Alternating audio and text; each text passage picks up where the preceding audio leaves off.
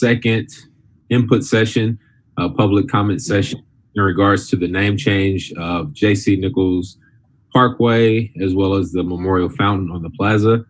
My name is Chris Good. I am a current commissioner for the Parks and Rec board. First, I want to thank you all for being here, for joining us in the middle of a day, a Wednesday. So thank you for making time to weigh in on a very important topic. I must acknowledge our library friends. We are doing this in conjunction with the public library. We're partnering with them, and they've long facilitated community dialogue and engagement through its nationally renowned public programming. Among those many topics they have addressed are racial inequity and injustice. Next, I want to introduce my fellow Parks Board members, President Jack Holland. We have Mrs. Mary Williams Neal. We have Mr. Scott Wagner present with us. And then we also want to at least acknowledge Mr. Dave Mecklenburg. We also have our parks staff, department staff that does all of the heavy lifting, and we have to commend them for all of their work and tireless efforts to make our city amazing, led by none other than Mrs. Terrier Reiner. With that said, my name is Chris Good again, and we are here today again because of an initiative that I feel really passionately about. And we've all seen what's spilled out and displayed in our city from racial inequity and social justice and police brutality, to name a few. A couple of weeks back, I penned a memo to my fellow Parks Board, the mayor's office, and really the Kansas City to bring up a topic to rename J.C. Nichols Parkway as well as the Memorial Fountain. I'll then, pass this to Mr. Scott Helm shortly to give more of the objective history behind that. But just so you know, whoever's listening, this is a very clear process for us. It's a two-part process. What we are dealing with today is strictly about the removal of J.C. Nichols' name from the Parkway as well as the fountain. This is not about the renaming portion. We have broken this down into two parts. On June 30th, we will vote towards the removal of J.C. Nichols' name. We won't address what that name becomes. Very likely there will be a very ambiguous placeholder put in place until we are given the appropriate time to make sure that all stakeholders can weigh in on what that renaming looks like. But again, today is strictly about the removal of J.C. Nichols' name.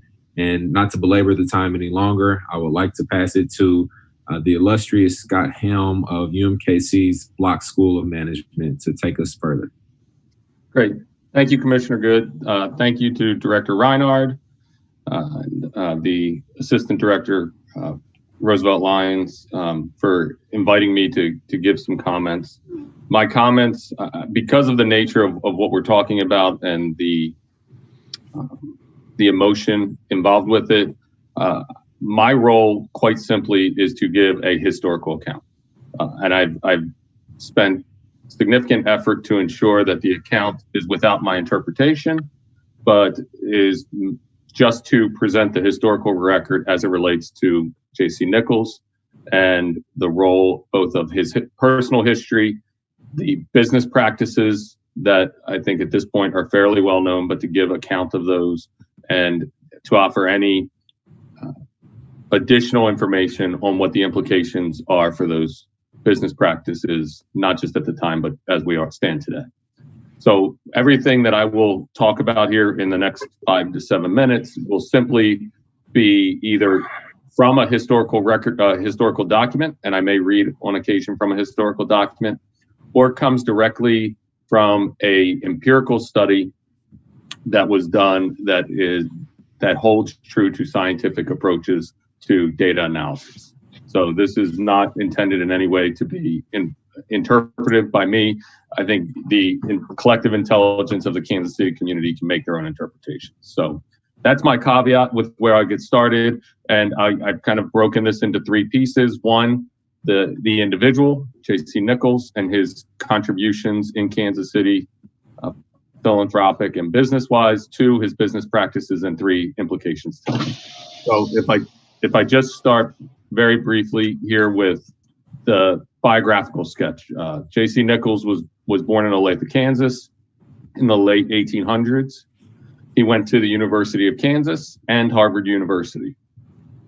Following his education, he returned to Kansas City from Harvard and opened up a real estate development practice, both residential and commercial real estate. The significance of those development efforts is found in the Country Club Plaza district. He built the Country Club Plaza in the 1920s. He also developed significant residential properties on both sides of state line in Johnson County, in Roland Park, and other areas in Johnson County, but also much of what we know today is Brookside. Sunset Hills, which is closer to the plaza, but Armour Hills, many of the Brookside neighborhoods and communities were his development efforts. Additionally, in addition to his development work, he was a leader nationally in the real estate space. He was recognized as a real estate innovator, particularly around leasing and also around what will take up a larger piece of this conversation, restricted covenants. But he was a leader nationally in the real estate space also, and was recognized as such nationally in urban development. And particularly at the time, what was called suburban development, as the Plaza and Brookside were viewed as suburban developments at that time. Much of his real estate influence came from his travels to Europe, the Spanish-style architecture of the Plaza, the pocket park screen spaces that exist in a lot of his residential communities were influenced from travels both domestically in the United States, but also in Europe and the UK. And then from a civic and philanthropic perspective, he was also very active in the building of Kansas City in the early 1900s, was involved with the development of the Liberty Memorial, was involved with the Nelson Atkins Museum, MRI Global, development of that entity also, as well as what was called the Kansas City University at the time and is now UMKC, which is my employer. So from his imprint on that aspect of Kansas City is also significant. Now, I think the main reason I've been asked to talk is to document to the best of my ability and to the best of the physical record the business practices that should be highlighted as also part of J.C. Nichols' history in Kansas City. And specifically, that's around a practice known as redlining. To be clear, just so we're all on the same page, redlining is the use of restrictions to withhold or prevent a group from accessing some, services, products, but in this case, property. And redlining really took hold in the early 1900s. While it was an informal practice prior to that, it's important to understand from an economics history perspective that redlining and other restricted deed practices weren't as common in a formal sense in the late 1800s because of Jim Crow and other segregation laws that prevented African Americans in particular from accessing their rights. However, in the early 1900s, it became much more formal. In, I believe, 1909, Sunset Hills is the second oldest recorded restrictive deed. And when I say restrictive deed, what I'm saying, what was written out in the documents associated with buying a home is that the home could not be sold to an African American. It could not be occupied or sold to by an African American. And that this practice was continued in other of the Nichols developments beyond Sunset Hills, including Armour Hills, including other areas of Brookside, and actually all of the Country Club district. This in and of itself, to put into context why this is important from a historical perspective, in 1917, based on a court case involved focusing on Washington, D.C., the Supreme Court of the United States said it was illegal for any division of government, local, state, or federal, to restrict access to property to anyone in the United States, as it would violate the Fifth Amendment to the Constitution, the 13th Amendment to the Constitution, and the 14th Amendment to the Constitution. Because of that, it became imperative, if you wanted to restrict access to Black people, that you had to do it through private means.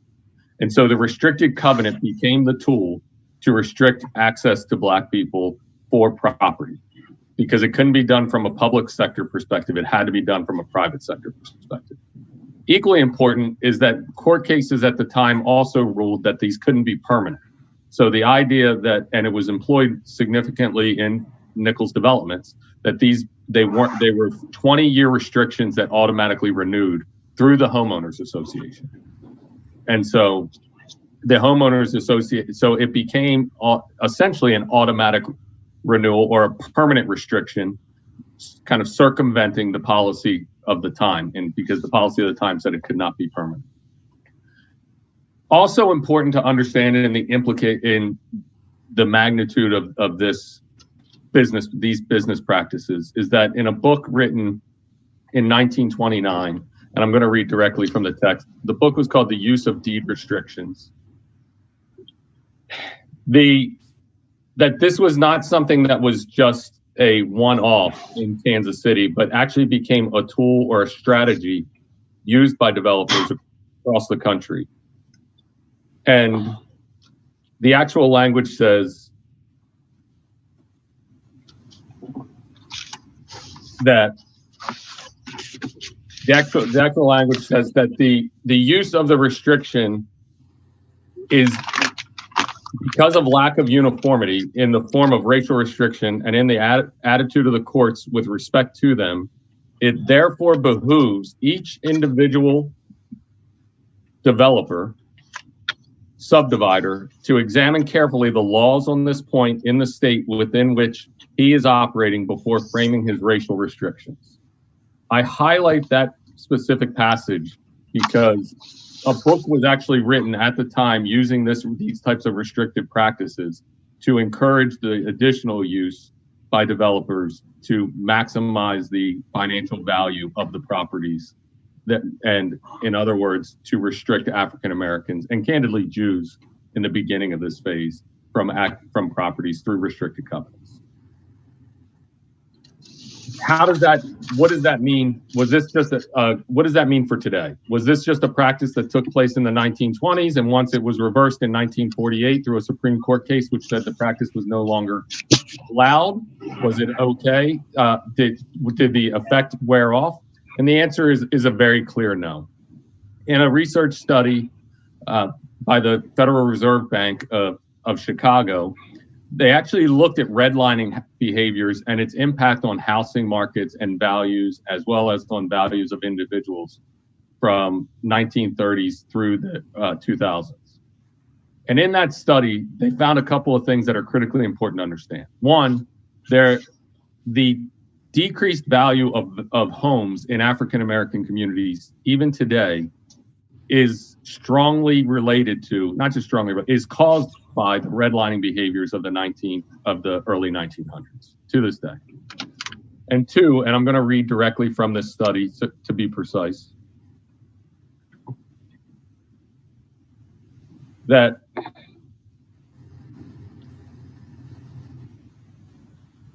using the approach, and this is directly from the study, using the approaches that we've used in this study, we consistently find a significant and persistent causal effect of redlining on the racial composition and housing development of urban neighborhoods.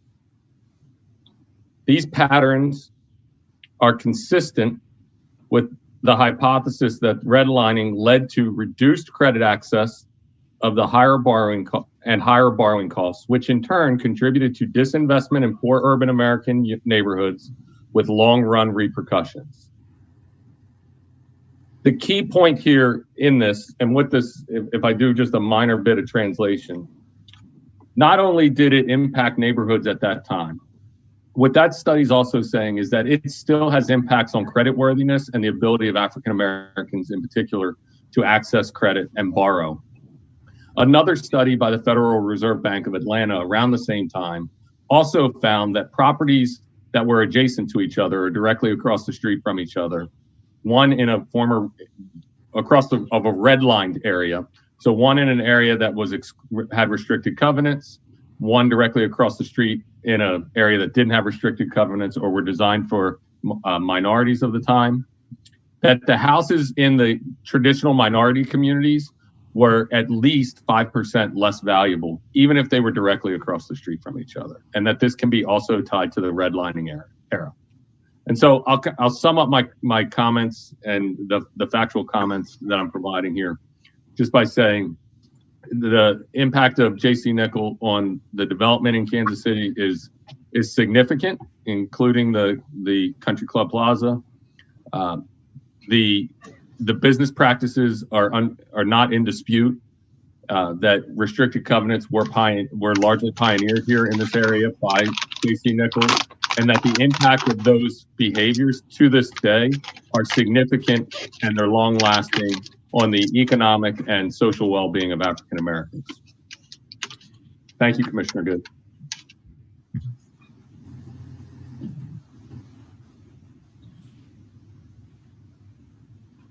All right, so we will now begin the public comment portion of the event. Want to bring a couple of things to your attention as we get started. You should see a raise your hand button on your screen. If you would like to make a comment, click that button. We'll try to go to people in the order that their hands go up. You will have 90 seconds, so plan ahead on your remarks. We won't cut you off right at 90 seconds, but at probably the first stopping point after that, we will. So try to think things through to make sure that you get the important things that you want to say, get them said in that amount of time. You will also see a Q&A button on your screen. If you use that, we won't be able to answer the questions live today. However, our friends at the Parks Department will be tabulating those questions and they'll be answering them later on today or later this week and post the answers to any questions you have about what you're hearing this afternoon. So with that, let's get started. Bill Krieg, I hope I'm saying your name right. You should be able to unmute your microphone at this point and yes, let me know what you have to say. Thank you so much. My name is Bill Krieg. Been a homeowner here with my family in Kansas City, just east of Troost since 2001. So I have a little bit of context there. And just wanted to chime in and thank the commissioner and the mayor and everyone for providing their leadership in this arena. I feel it's high time that we remove the name of J.C. Nichols from the fountain and the boulevard. Just quickly, in my opinion, monuments and honorary namings are for people of exemplary character. They're not to teach history, and clearly the legacy of redlining and systemic racism is not something that I want to elevate in this city. Also, just anecdotally, we purchased our house back in 2001 through a real estate company that bears his name. And since then, I've contacted our realtor who still works there to ask if they could use their power to possibly remove that name from that company. And that person asked why, had no concept of who J.C. Nichols was or his legacy at all. And so by having this man's name on things in our city, really whitewashes history and just presents a really false picture of his legacy and of systemic racism in our country. So thank you. Thank you very much. All right, next up is MJ McCall. MJ, you should be able to unmute your microphone and let us know what you have to say. I just want to say thanks as well, and also to concur with the former person and to say that I haven't lived in Kansas City that long, but I certainly love the idea of changing the name of and I actually proposed this back in the whole discussion about the Paseo, that why don't we change the name of the J.C. Nichols Fountain to Martin Luther King, but I like the idea of the Dream Fountain. So that's my comment. All right, thank you very much, MJ. Next up is Nathaniel Bozarth. Nathaniel, you should be able to unmute your microphone at this point. Hi there, thank you. And also, hey, Bill, hope you're doing well. I wanted to chime in as well. I've produced a number of projects seeking to inform Kansas City about our history, specifically with regards to segregation, redlining, and blockbusting. And I want to add to Professor Helm's comments that, and he alluded to this, but that J.C. Nichols was influential on the national scale with the National Association of Real Estate Boards and several other organizations. So not only did he perfect the notion of the racially restricted covenants, he also largely exported them to other cities across the country. It sort of became a blueprint, best practice for other developers. I think it's really important, and I know, Commissioner Good, that you specifically mentioned that this is particularly about changing the name of the fountain and the parkway. I can't help but want to emphasize that I think it's so important that we commit to doing the next step as well, which is to further the education around J.C. Nichols. In the United States, we have such a habit of feeling like pointing to events and saying that, hey, look, we fixed inequity. We did that with the end of slavery, with the civil rights movement. And of course, we know that systemic issues persist. So taking his name away and renaming is a great step, but must be coupled with additional efforts. And I hope that one of the additional efforts is that we continue to do education around the negative impact that J.C. Nichols had and that continues. All right, thank you, Nathaniel. Next up is going to be Teola Powell. Again, I hope I'm saying that name right. But Teola, you should be able now to unmute your microphone. Hello. First, let me start by saying thank you to our host for having this second conversation on the renaming of the J.C. Nichols Fountain and Parkway. I am a lifelong member of Kansas City, born and raised.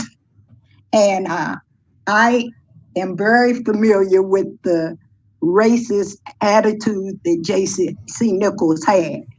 During that time, of course, we lived it. However, I am totally in favor of us changing that name.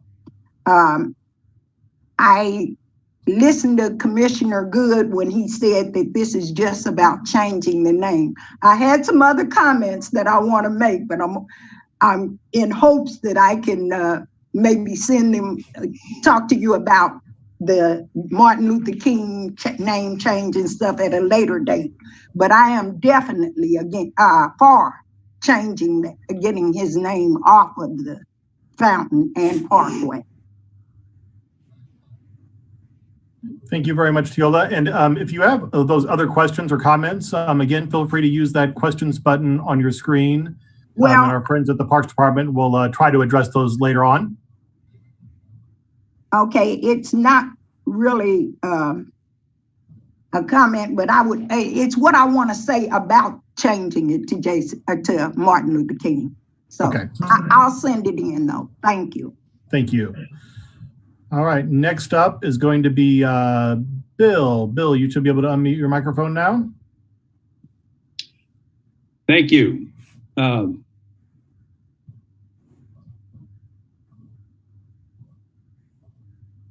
Oops, I'm sorry, Bill, that was my fault. Try that again.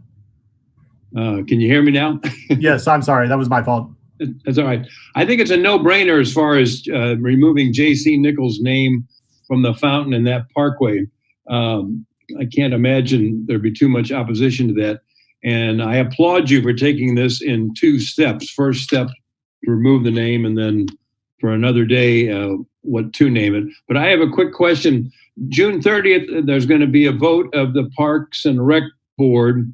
What happens after that? What are the next steps? I don't know if there wasn't a plan to answer questions live here. You're welcome to submit that using the question button. We're mainly just collecting the public comments at this point. Would anybody with the Parks Department like to jump in with an answer to that one, or just plug that into the Q&A box and we'll answer it when we can? Okay. Will do. All right. Sorry about that. All right. Next up is going to be Eric. Eric, you should be able to unmute your microphone now. Can you hear me? Yes, sir. Thank you. I support the removal of J.C. Nichols' name on both of these things. However, and I just had a letter to the editor published in Sunday's Kansas City Star called Kansas City's Front Door. And I think that Dr. King, if we look at where we should commemorate in Kansas City, I think it should be somewhere where we have large celebrations and very diverse crowds. In my view, that's where we gather in front of Union Station, from there to Liberty Memorial, and where we have the pedestal in front of the station, which has been empty for 100 years, to wait for someone that we think is worthy of having the statue put there. And thirdly, that we endow a fund to permanently bring us together as a community in a diverse way so we can learn from each other, as Dr. King would like us to do. So in that regard, I think we should remove J.C. Nichols' name in both of these cases, but I don't think we should jump to naming Mill Creek Parkway, J.C. Nichols Parkway, for King. I think that's not prominent enough or important enough to honor Dr. King. So I would suggest that we just temporarily or permanently rename it Mill Creek Parkway, which is what it had been, and then consider doing something with the fountain and somewhere else for something that would truly honor Dr. King in a way that would, in the long term, help change Kansas City. Thank you, Eric. Next up is Sue Fulson. Sue, are you there? Yes, I support removing the name. I really do not like the Dream Fountain idea. I just think it's too nonspecific. However, I was impressed with your last caller's comments about making it something more prominent. So I'll suffice it with that. I support them changing it. I think changing to the street to Mill Creek isn't a bad idea, but I do not want to lose trying to find an appropriate honorary position for Dr. King's name. Thank you. And thanks for having this meeting. Thank you very much, Sue. Next up is going to be Kevin. Kevin, can you hear us?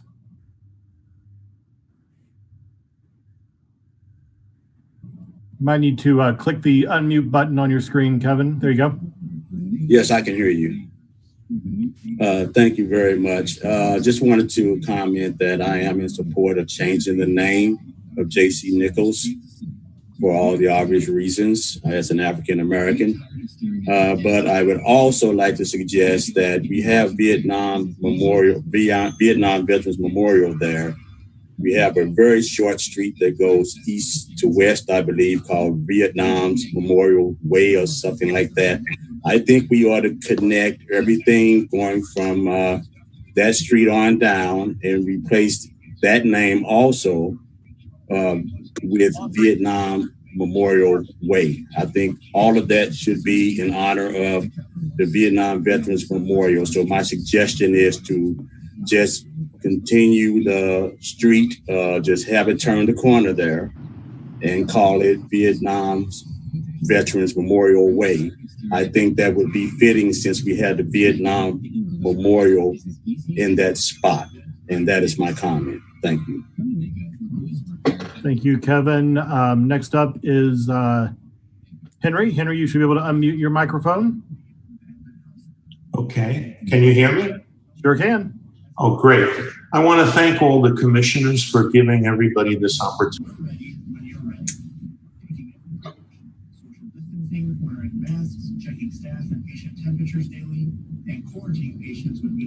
Somehow we lost.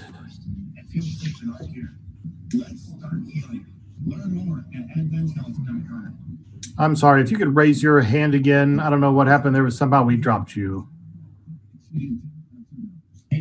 All right, hello? Sorry about that. You're good. Okay. Sorry about that. I was saying, I'm in favor of removing the name from the fountain and the parkway, but I was thinking it's very easy to remove the name, and as one of your previous speakers said, nobody will take any historical context as to the negative things that J.C. Nichols did towards people of color. And I wonder, instead of tearing his name down, that there might be another alternative to show what the impact of those policies were on people.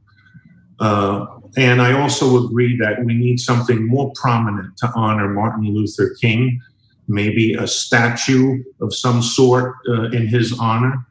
And as far as the renaming process goes, I will make a submission, but since Kansas City is a sister city to Seville, Spain, and the plaza area is designed in much of that fashion, it might be nice to either the boulevard or the fountain maybe be renamed Sister City Fountain or Sister City Boulevard.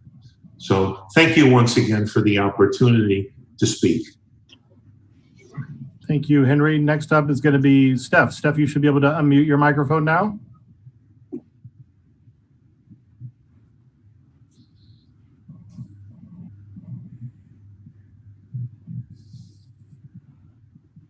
Can you hear us, Steff?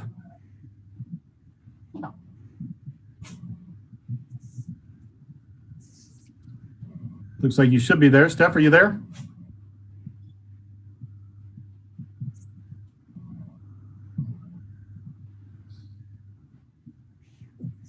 All right, I am going to come back to you here in a little bit, Steff. For some reason or other, if you're talking, we can't hear you. So I'm going to leave your hand up. We'll check back with you here in a minute. All right, so now we'll go to SMJ 337A.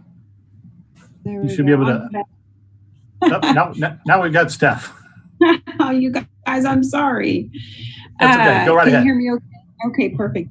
So I'm so glad to be listening to this conversation. I'm so glad that the Parks Board Commissioners are open to hearing all of this public input. One of the interesting things, given my previous roles in this city, I previously served as communications director for the Kansas City Museum, working closely with Anna Marie Tutera. And I know how close that wonderful facility is to completion. My hope and prayer is to play off of what Nathaniel Bozarth was saying. There's quite a bit of information about J.C. Nichols, and I heard the phrase, his practices, J.C. Nichols' practices, were sort of exported from Kansas City in terms of best practices. Of course, we might sort of say worst practices. But in any case, that is an interesting story, and it really lays bare why there's so much structural racism in our country, why there's so much of an inequitable economy.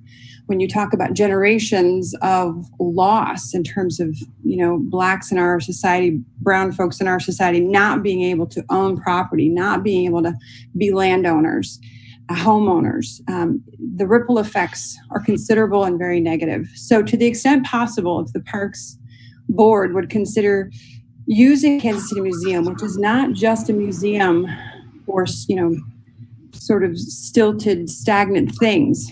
It's very much Anna Marie's vision to pull forward the stories of Kansas City, to engage with the community, to educate about our past, not in a desire for cancel culture to take his name down, but to take it down and also to show what happened, why that happened.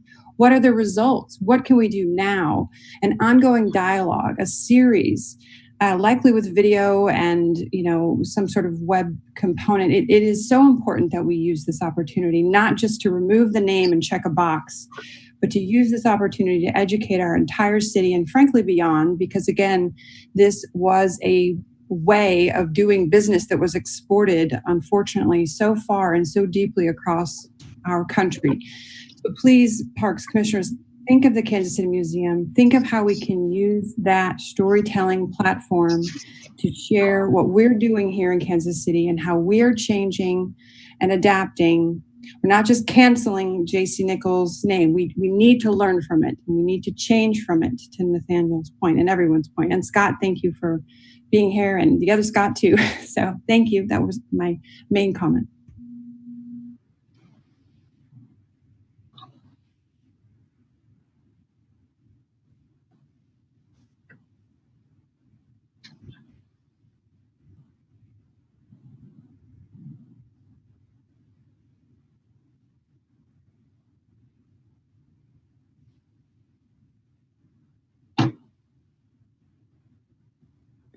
Hey, Steve, I think you're muted. Oh, I muted myself. Great. Okay. SM J337A, we're back with you now. If you want to unmute your microphone, you can let us know what your comment was. Did we lose you?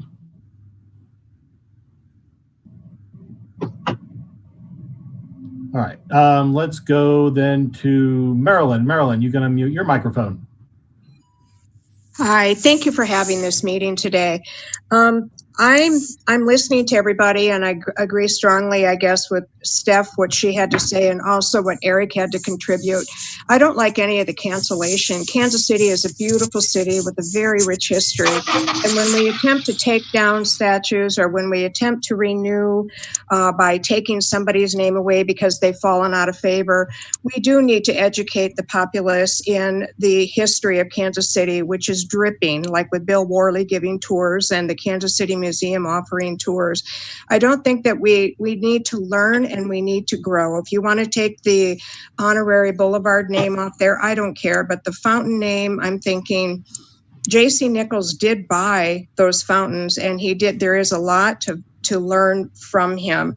But I don't want to think now that 100 years now, he has fallen out of favor. Obviously, they do not compare with today, and the things that he had set in place 100 years ago do not apply today. So let's learn from that and not feel the need to have to start removing statues and renaming statues and leaving Kansas City, people that want to know about it, leaving them in oblivion. What did our past have to say? Is our past really that bad? And that's it. Thank you. Thank you, Marilyn. Let's see, let's try SM again here. SM, are you with us now? You can unmute your microphone. Something's going on. We show you unmuted, but we can't hear you, SM.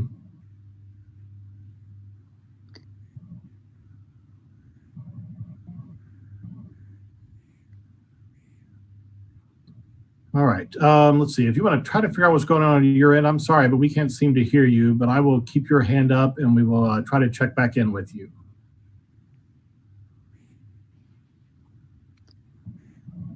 Oh.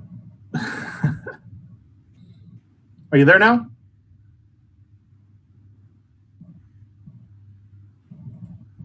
Hello? There you are. Okay. Okay.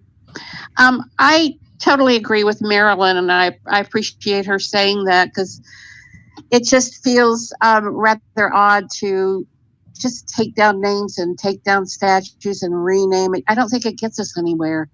I really wish we could keep the past, because it wasn't all black, but you know, like, it was not all a bad past, although a lot of it is, don't get me wrong. But I'd rather see us build towards the future. And the idea I submitted that I really feel strongly about is that we keep that name of that fountain. You could change the name of the street. That doesn't matter to me, but I would like to see that fountain and that street lead to what we would like to see in the future, even if that means another fountain at the other end of the plaza that says, this is the direction we want to go, and this is the direction we want our children to go. That's how I feel about it. Thank you. Thank you. All right, next up is Eric. Eric, are you there? Yes, if I can say something again. It just occurs to me from this discussion, if those of you who are familiar with Millennium Park in Chicago and the changing faces fountain, And this is not to suggest that we need another fountain, but I think the important thing here is that we continue dialogue about who we are as Kansas City today and what this all has meant. And something like that, because that park where the fountain is our speaker's corner in Kansas City. And I think we could create something like that to have ongoing dialogue around what this all meant, how it impacted everybody, and how we move forward, and what Kansas City looks like and is today, so we can celebrate that. Thank you. Next up, we're going to go to Leigh Ann. Leigh Ann, are you there? Yes, I'm here. Can you hear me? Sure can.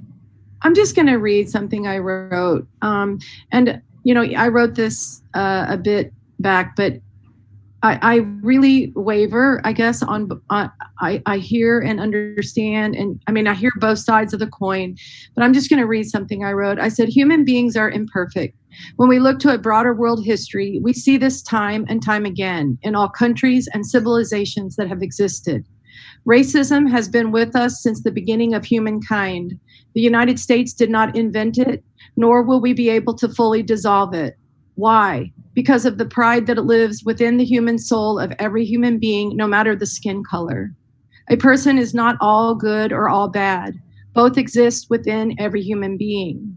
What is happening in our city is that we are denying the good that exists in people, even though there is bad that exists simultaneously.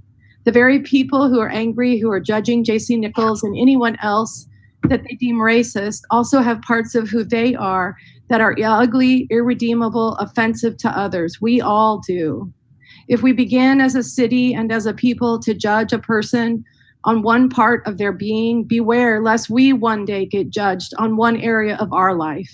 Today, it is racism that we say is so ugly, and it is ugly. But what is it tomorrow that we will find irredeemable in a person, in a society? Who gets to play God? J.C. Nichols did good in our city, as well as bad. J.C. Nichols' family gave this fountain as a gift. There are many people who lived in Kansas City at the same time as J.C. Nichols who were racist and made business decisions to impact Black citizens as well as other minorities, Jewish as well. I do not agree with their belief, but I am not living in that time period.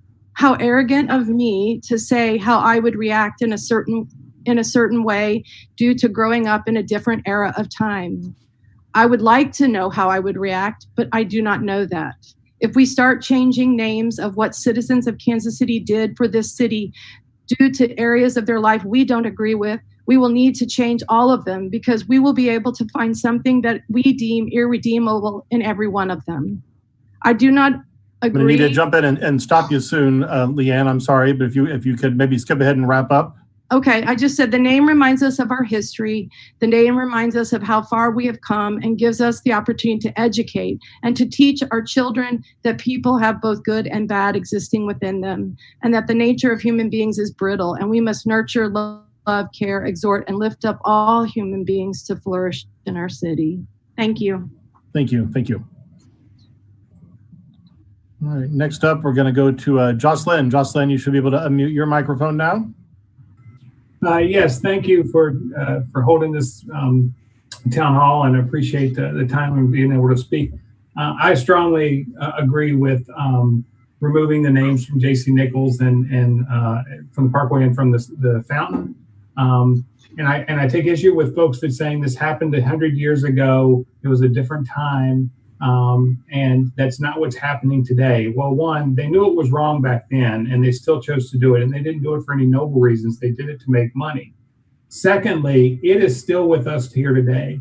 If you draw a map of Kansas City and you draw a red line around the areas that J.C. Nichols redlined, in those areas that African Americans and Jewish folks were not allowed to buy, you will see today, you will see over policing in those areas. You will see lower household wealth in those areas. You'll see higher instances of disease and health disparities in those areas. That's the legacy of J.C. Nichols in this city. And so I totally agree with that we don't want to erase J.C. Nichols from Kansas City history. He's an important part of this city. He's done a lot for the city, and so he's part of our history. But we're talking about glorifying somebody by putting their name on a street and putting their name on a monument. It's not, the previous person said, other folks in the city, maybe did some bad things and you disagree with them, and that's fine. But those folks don't have a street named after them necessarily, and don't have a fountain named after them necessarily. This is a public thing. We use fountains and streets to honor people that have, that, as someone said, had exemplary character. And I think just based on what Professor Helm said, it's pretty clear that J.C. Nichols, yes, he did some good things for Kansas City, but he also did some very, very bad things that are still prevalent today and are going to take years and decades for us to undo. Thank you. Thank you. All right, next up, we're going to go to John Klinghammer. John, are you there? Yes. Go ahead. Can you hear me? Thank you. Sure can. Yeah, I just wanted to add just a thought about the idea that, none of us are perfect. We can't go around ripping down everything devoted to someone that may have had something bad about them. And I agree that not all, you can't just have a purity test for everything, but I definitely support the changing of the name and the changing of the statue name and the parkway. And I would suggest that the thing about J.C. Nichols is his life and his significance is because of what he did in real estate and what he did in developing neighborhoods and basically mapping this town. That is his importance, and that entire legacy of his significance is tainted by his racism, and that's ruined communities for decades, So I think when you look at J.C. Nichols, it's really important to consider, why is he being honored, with this fountain and this street, and the reasons, the things that he's done to earn those honors have been so damaging to our community. That's all I have to say. Thank you very much. Thank you. All right. Next up, we're going to go to Marilyn Walter. Marilyn, are you there? Yes. Can you hear me? Sure can. Okay. I have a couple of things I want to say. One, I think renaming the fountain is just fine, and it would be okay with me if we just dropped the JC. Historically, JC died in 1951. He did do an outstanding design of Kansas City and the neighborhoods and the pocket parks. Those are real pluses. The real negative is not only he, but other huge real estate developers and the housing authority established and maintained and continued redlining, which was very, very wrong. And some of that I know continues today under the covers, if you will. The fountain was not acquired until after he had died, and it wasn't dedicated until 1960. And the Nichols family has done so much to support Kansas City and the arts in Kansas City that I think it would be a shame to throw the honor of the Nichols family out as we try to eliminate honoring JC. And so I think changing the boulevard to Mill Creek Boulevard again, or road, whatever it was, would be great. Or maybe just have it be Broadway all the way, so it's not quite so confusing. And then to have the fountain be dedicated to the Nichols family. Miller Nichols Library over at UMKC, his widow contributes significantly to the arts, as I said before. And I think it's just fine to honor the family without honoring the old man who made a mess to racial profiling, racial discrimination, racial inequality in acquisition of property. That's all I have to say. Thank you, Marilyn. Is there anybody else? We had a hand up a minute ago. Couple, there we go. All right, let's go to Heather. Heather, you should be able to unmute your microphone. Are you there? I am. Can you hear me? Sure can. Go ahead. Great. Thank you for having this discussion. I want to just reiterate some of the things that people have said about the idea of totally erasing the J.C. Nichols name. I love the idea of having it be a learning point and having maybe something to the side of the fountain after it's renamed, which I think it will be, to explain what happened in the history. I do have another question, and that is that I know that the Miller-Nichols family has been active in taking care of the fountain, and that only several years ago they did a major renovation on the statues. And I'm wondering if the park board is going to be making accommodations to be able to take care of the fountain if the Miller-Nichols Charitable Trust is no longer involved. That is a concern of mine. It's a gorgeous fountain, and I would hate for it to go into disrepair. All right, thank you very much. Let's go to Michael. Michael, are you there?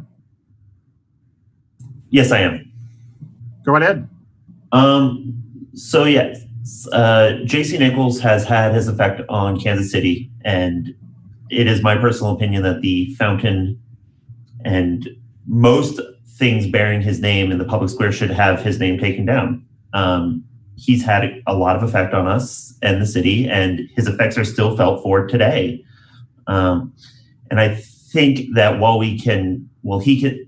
his name can still be on private institutions and private places, but like in the public square, we are choosing to glorify him.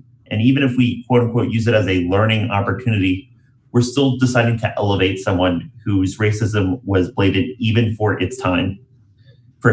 So I am fully in favor of removing his name from the fountain. That's it for me. Thank you. Thank you. All right, let's go to Olivia. Olivia, you should be able to unmute your microphone. Hello. Hello. I am in support of the name change of the street and the fountain.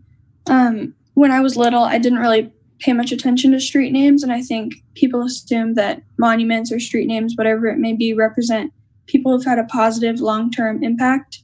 And I think so many people don't really go very far to learn the racist history of J.C. Nichols. So leaving the name up is not really addressing the problem. It's kind of like a quiet kind of complacency. And I also think that the fountain is a common meeting spot for so many protests, Black Lives Matter, climate change, women's rights, and it's taken as a place of justice. And I think that leaving the name up is kind of an insult to progress and change. Thank you. Thank you. All right, next we're going to go to, hold on, why is that?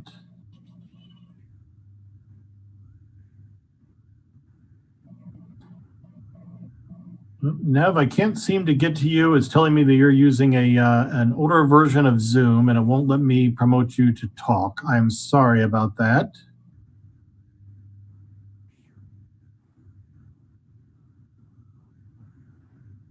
Let's go to Anne.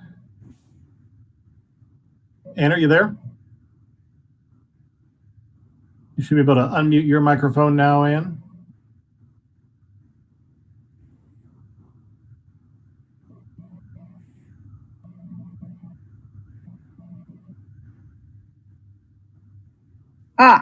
Okay. Can you hear me now? Sure can. Go right ahead, Ann.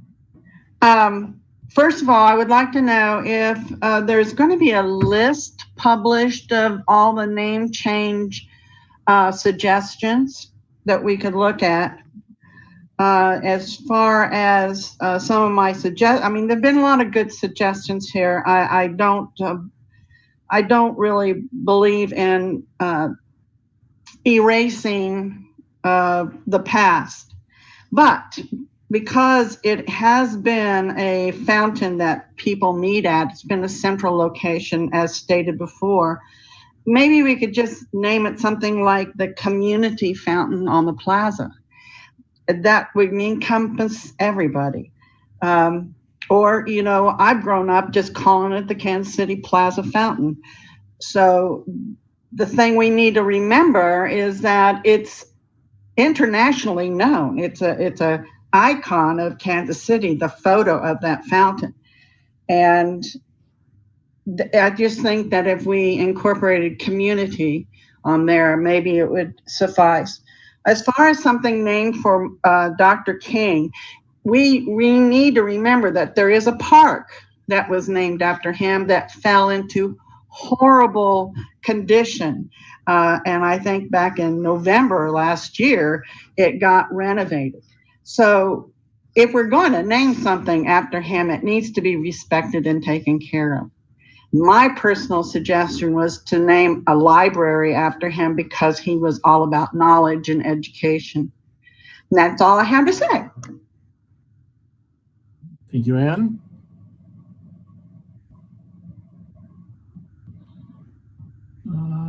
Let's see.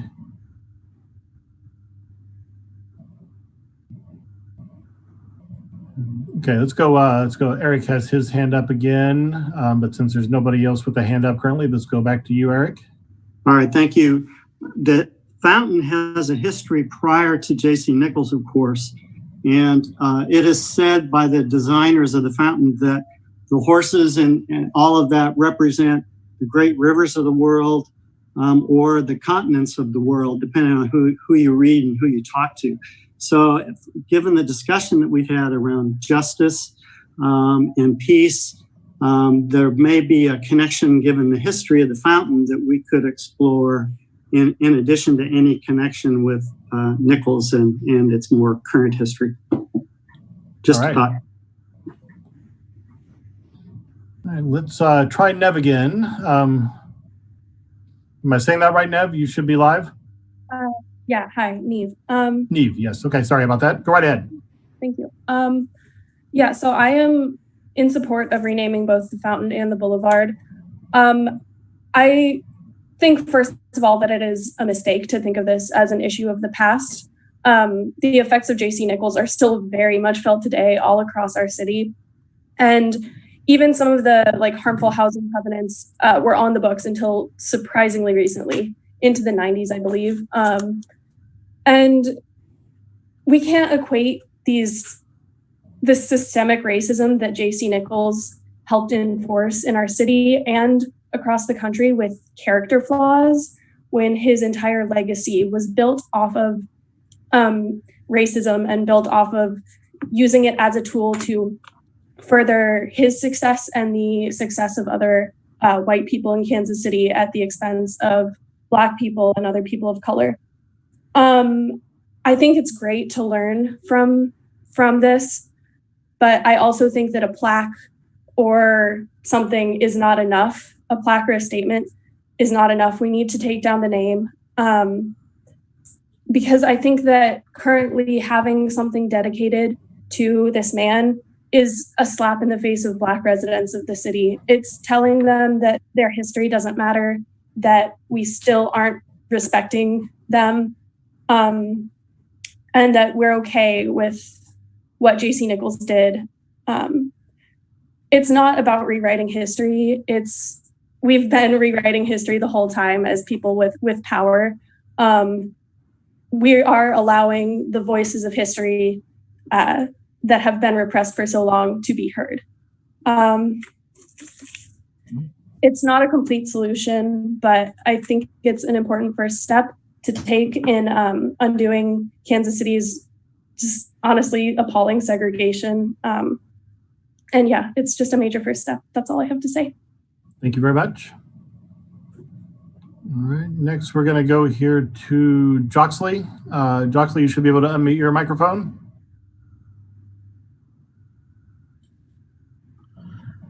Yes, hello. I am in full support of undoing the name and naming it after something that is unifying in Kansas City. I think there have been proposals to rename it after Dr. King and others, but I think that's a great sentiment, but I think there's maybe a more visible and more efficacious way to honor Dr. King. but also using, as many of others have said, this unifying spot, as we've seen the last few weeks, especially, and naming it after something that really unifies the city of Kansas City, Missouri, but also just the complex history in our city. And I just don't think having experience over in the Truce Corridor and just seeing the great disparity, and a large part was directly influenced by J.C. Nichols. I don't think he's someone we should honor regardless of what history may show. Thank you very much. All right, next up, let's try again with CMR. CMR, you should be able to unmute your microphone now. Are you there? Yes. Hello. Hello. Yeah, I just wanted to throw out something. I understand both sides, and there is obviously extremely good things and extremely very bad things. But I felt bad after I went to the last meeting and I didn't say anything. And then I went over to Privilege Shopping Center and was walking around and enjoying all the atmosphere there, and thinking that, I'm a real hypocrite here because I'm not acknowledging all the beautiful, wonderful things that he did do. And I think taking the name off is one way of, kind of a slap on the hand, or a slap in the face to the Nichols family, and to him, obviously. But I think there must be a better way of honoring the good and learning from it. So I agree with Marilyn and Madeline. The other thing I was thinking, if it would make sense to everyone to make a change, I like maybe Heart of America Fountain Boulevard, and even 1KC, which is a really good concept. Anyway, something that would, unify rather than further divide and add to problems that existed only a few weeks ago. So I'm for respecting what was good, and maybe making reparations for what was not good at all. So thank you. I appreciate the opportunity. Thank you. Let's go to Caitlin. Caitlin, you should be able to unmute your microphone. Are you there? Yes, I am. Hello. So I would just thank you for this opportunity, and I would just like to start off that I went to St. Teresa's Academy, so I am well aware of the practices that J.C. Nichols started, specifically in the Brookside, Mission Hills neighborhoods, etc. But I would like to say that J.C. Nichols neighborhoods that I just mentioned specifically and intentionally put racial cuts into the deeds so that homeowners could not sell houses. Racism was for white people by white people. This isn't a matter of changing or hiding history. This is about the glorification of racists in our city. This is about the racial inequality that was exacerbated by people like J.C. Nichols through practices like redlining. This is about the principle that J.C. Nichols, regardless of his achievements as an urban planner, that he was an extensive racist and anti-Semite and should not be honored, period. To those using the but it's history argument, wouldn't it be more beneficial for not necessarily the fountain, but to have the history of J.C. Nichols in a museum where the full historical context is available? Wouldn't that be essentially more helpful in preserving the history of J.C. Nichols and of Kansas City? This fountain represents and honors a vehement white supremacist, and it exists not to educate Kansas City about the ramifications of white power, of white supremacists and white supremacy in position of urban planning. And that would be all. Thank you, Caitlin. Let's go to Katie. Katie, you're next. You can unmute your microphone now. Yeah, I just wanted to say in response, I guess, when you are enjoying all of those wonderful places that he created, you have to remember who they were created for, and they weren't created for everyone. So I think just like, I'm not originally from here, and so I've, recognized like his style and what he's done in the city, but saying like, well, he did a lot of good things, it's like he did for white people. So that's something to remember when you talk about that. Like, it's really not our place to make that argument as white Kansas Cityans what we feel is like, that we're not offended by it, and that we should enjoy the good things he did, because we're the ones that he meant to benefit. So I just think that's important to remember. Thank you, Katie. We're going to go next here to Indigenous Revolutionary. Are you there? Yes, I am. Thank you for having me. All right. So I wanted just to speak on a couple of different points that someone or everyone has eloquently hit. The effects of J.C. Nichols are still palpable in the city. And I remember as a young man growing up in Kansas City, Missouri, it was something about truth that was appealing. And it would look like it was set apart, a different city, if you will. I never knew as a kid why truth, the other side of truth, looked so different, or why my dreams as a kid was to live on the other side of truth. But learning through the years who J.C. Nichols is, it was because it was inequality. It was a way out of the ghetto. Now, I hear that people are praising J.C. Nichols for the accomplishments that he has, or the contributions that he's made on society. But none of those contributions or accomplishments have helped the advancement of Black people, especially in the city of Kansas City, or the nation that he racially divided with his urban development strategies. It's about time that we've had people held accountable for their contributions towards racism.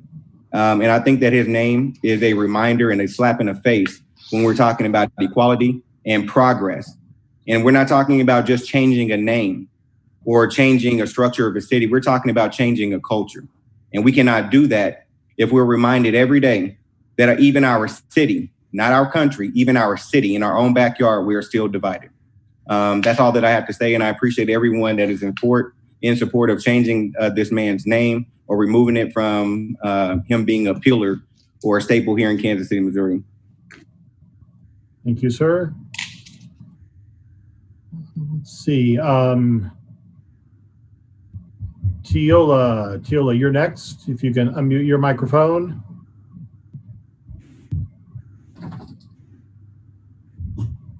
I just wanted to say that the fountain there, anytime Kansas City is showcased on national TV, that fountain is shown. That's the most shown fountain. And we're known as the city of fountains. And just because of that, I think we need to take this man's name off of it. We should not want to continue to show him throughout America as a good person. I mean, he did some good things, yes, but he did some really bad things as far as being a racist. And so I think if we want to continue to be the city of fountains and celebrate Kansas City as a good city, we cannot celebrate J.C. Nichols Fountain and show that every time. Thank you. Thank you. All right. Is there anybody else who has a comment?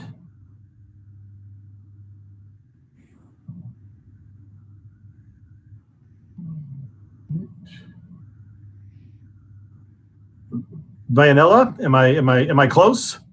Yes, thank you. Hello, everyone. Thank you for today's organizers and presenters. My name is Vianella.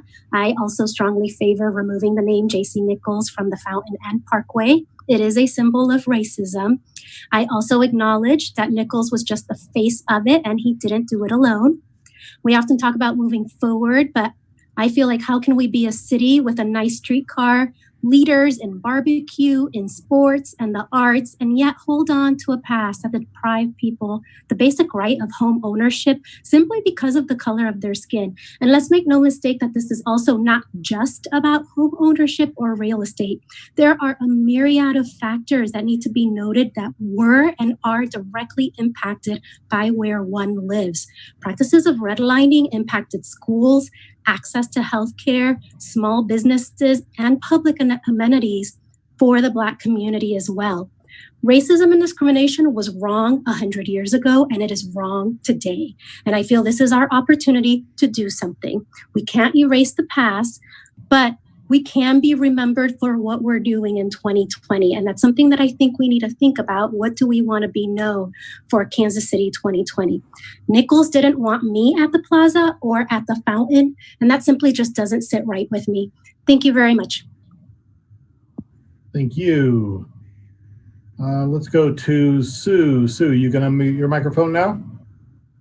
Well, I just wanted to say that I think there might be something to be said for honoring the Nichols family, because they have done a lot, even if they had someone.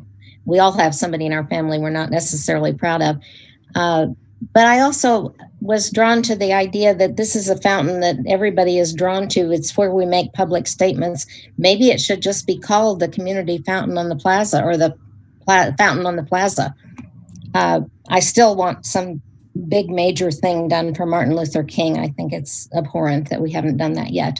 And thank you for letting me comment again. You. Okay, let's see.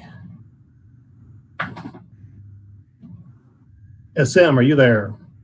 Yes, I am. I really do appreciate the comment about including the Nichols family name into that fountain, since they should not be, I guess you could say, penalized by someone in their line, but they did donate this fountain to the city. And I think it would be a good idea to include their name, even if we have another name for the fountain and say donated by, or the Nichols fountain, it just somehow included in that.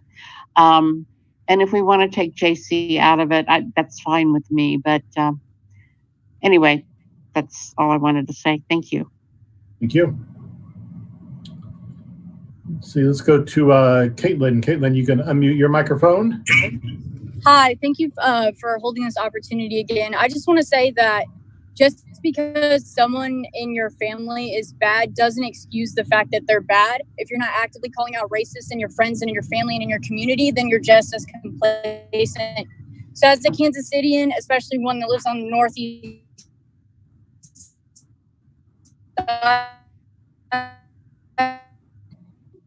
Losing you a little bit there, Caitlin, on is it my end or your end?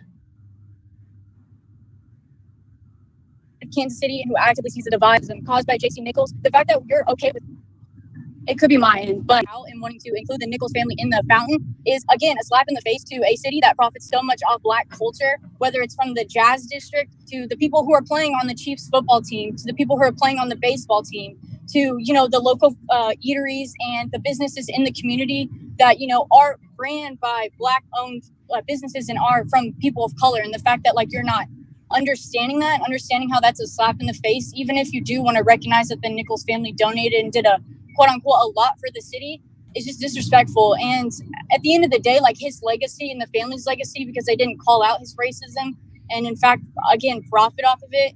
And, you know, I just think it's disrespectful to Kansas Citians and anybody who cares about Black Lives Matter and other minorities. And I think we have to recognize the fact that JC Nichols was the blueprint for racism and racial covenants across the United States. So it's more than just Kansas City. It's more than just how you feel about his legacy in Kansas City. It's the fact that he was pretty much the blueprint and set up ways for people to be discriminatory and racist in other cities, whether it's from New York to Los Angeles to Texas. You see it everywhere in suburbs. And yeah, I yield my time. So thank you. Any other comments out there?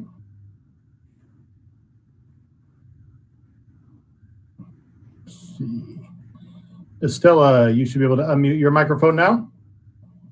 Thank you. I've been sitting here listening to everyone talk, and I appreciate everyone's comments, but I think this is a real opportunity for Kansas City to show that we are a welcoming city, and the only way we can do that is by removing anything in everybody's name that has shown discrimination, because we are a city that has individuals of every culture, and I think we need to honor and respect them. And I think by renaming it to a name that's everyone is comfortable with, I have no problem with what's been recommended, but I think we should let people have the opportunity to submit names and then renaming it so that everyone knows that it belongs to them. Mr. Nichols, I know, did a lot for Kansas City, but he also did a lot of damage. And I think we need to get over that and start making Kansas City the city that it should be. Thank you. Thank you. Anybody else?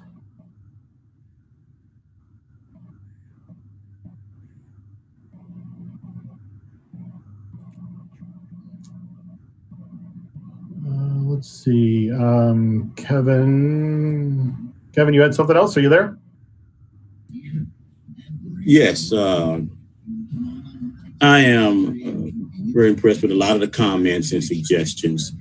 But I do take issue with people who want to just point out what good he has done. You know, being African American, I know the legacy of my people in this country, and the legacy is there was just all types of efforts that occurred throughout our history just to hold us back, just to keep us in a position of just inferiority. And what J.C. Nichols did primarily that affects me as African American was he contributed to that Jim Crow segregation scheme that is directly at fault for deterring our population growth and development. And that's what it's all about. We feel these effects today. And as long as these effects are here, we're going to have something to say about honoring someone who directly has affected us for 4 centuries. He was a part of it. And we see exactly what happened as a result of that type of mentality. So his name needs to come off the street. I'm not going to weigh in on the fountain, but definitely his name needs to come off the street. Thank you. Thank you.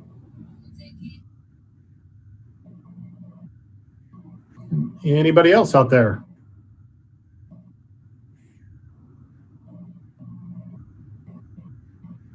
Let's see. SFS, are you there? Hi, yes. I just wanted to comment that I think that the name of the fountain and the street should be changed. We don't need to continue to honor the J.C. Nichols name. That can be left to the history books. That's it. Thank you.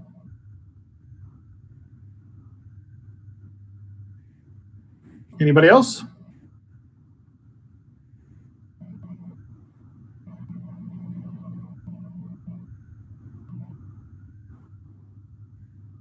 All right.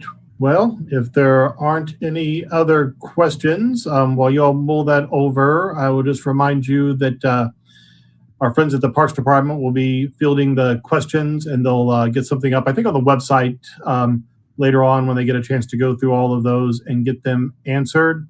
Did anybody from Parks want to jump back in? Oh, we have one more comment that came up here. Let's do that first, and then we'll go to wrap up. CMR, are you there? Yes. I just wanted to make an additional comment. When the person said that anyone of other than white, nationality was not welcome in the plaza or any other place. I mean, it's a public venue, so that's obviously not true. And I just think that we should think about this, all the people that go down there for the, Thanksgiving lighting and all of the events that occur on the plaza and the entire Nichols area, that, we should just think if that was not there, we really should acknowledge that. I mean, it's just a shame that we would not, it is pretty hypocritical to go there and enjoy all the things that he did, and then at the same time, kick his entire legacy aside. So thank you. Appreciate it. Thank you. All right. Last call, if there's nothing else.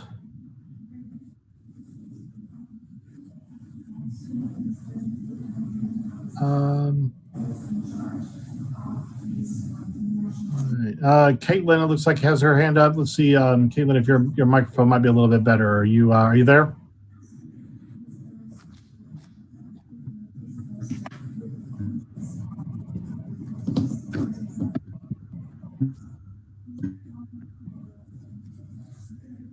Doesn't sound like it.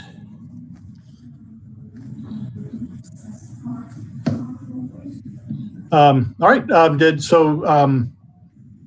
Did anybody from Parks want to come back and wrap up, or? Yeah. Go right ahead. Yes, this is Jack Holland, President of the Board of Parks and Recreation Commissioners. And I would like to thank everyone involved and who participated today. And I'd like to give particular thanks to the Kansas City Public Library for hosting this community forum.